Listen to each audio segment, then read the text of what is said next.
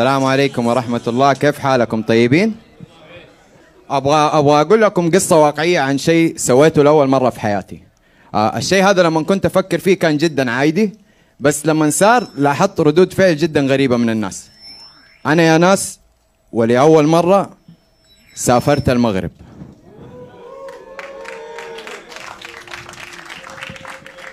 أنا كنت عارف إنه الموضوع حساس بس مو للدرجة هذه.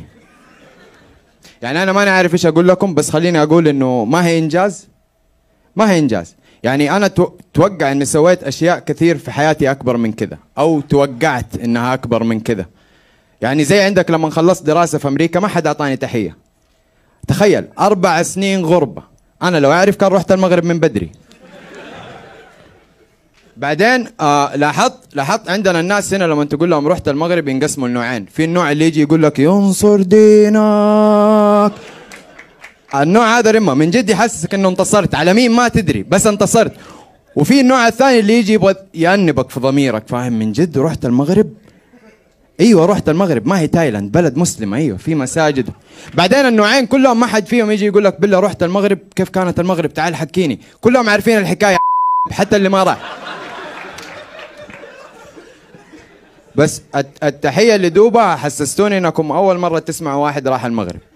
كل اللي سويتوه خليتوا منظري وحش هنا. جماعة خلينا نسأل، مين هنا راح المغرب؟ جايين توبوا هنا انتوا ناس؟ أسأل مين هنا راح المغرب؟ أنا ماني شايف، ما في أحد راح المغرب؟ فين؟ ما حاسأل إيش اسمك، وعد. قل لي إيش أكثر حاجة حبيتها في المغرب؟ أنا فاكهة فيهم.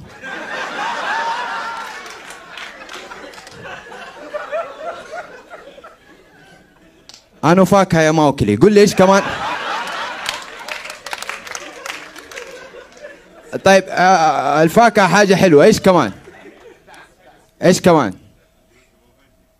ليش؟ شوف لاحظت أي أحد تسأله عن المغرب أتحداه يعطيك هرجة مفيدة.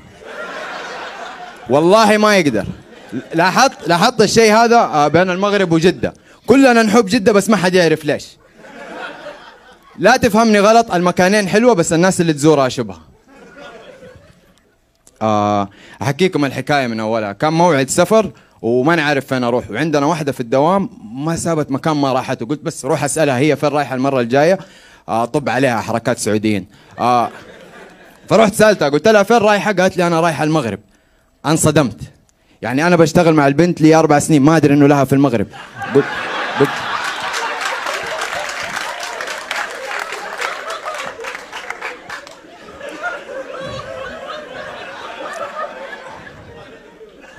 لا تفهمني غلط، يعني ما تتصلح هذه صح؟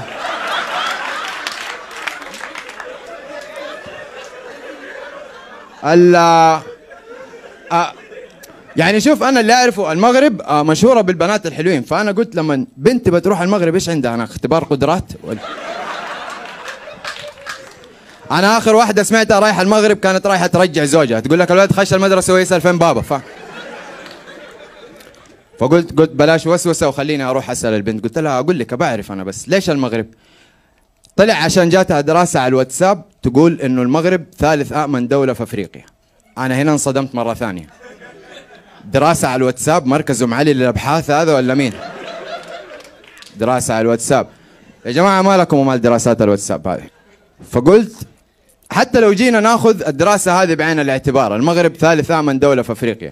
أول شيء في معلومة ناقصة، أنت لما قلت لي إنه أفريقيا أخطر قارة في العالم، أنت تبدأ بحثك من هناك. بعدين 3 أأمن دولة، يعني إيش تقصد؟ أأمن من الصومال شوية؟ أهدى من ليبيا اليومين هذه؟ بعدين رحت سألت طب هي الثالث مين الثاني؟ قالوا الثاني كانت تونس، دحين مكانها فاضي. طب المغرب ليه ما صارت الثالث؟ يقول لك ما هي آمنة كفاية. قلت يا ابويا سيب الدراسات هذه على جنب، ونزلت سألت شوية من أصحابي راحوا المغرب بعيد عنكم. مو بعيد عنكم المغرب، بعيد عنكم شوية من أصحابي. فجيت سألت الأول قلت له أقول لك أنا رايح المغرب، قال لي لا تروح. قلت ماني جاي استاذن يا ابن الكلب، أنا رايح المغرب. عندك شيء تقوله ولا؟